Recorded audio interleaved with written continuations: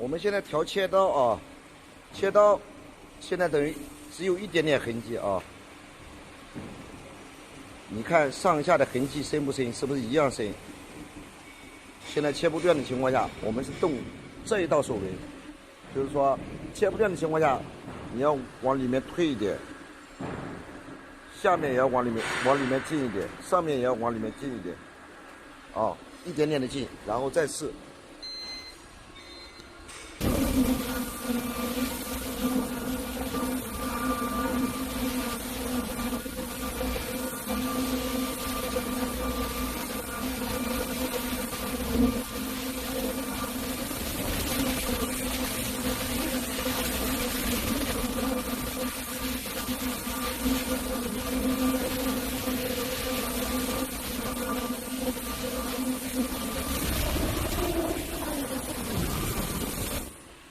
调一下以后，你要过来看一下，啊，看一下是哪里有痕迹。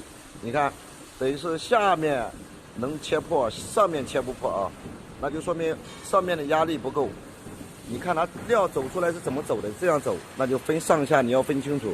现在是偏下，就说明这里的压力差不多了，现在这里还不够。那么这里你要往左边旋转，往里进。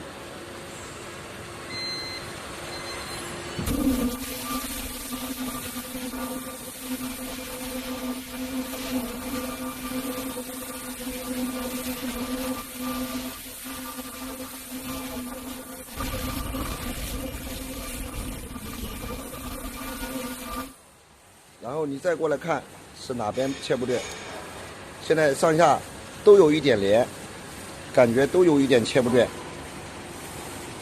啊，那么就说明两边的压力都不够，都要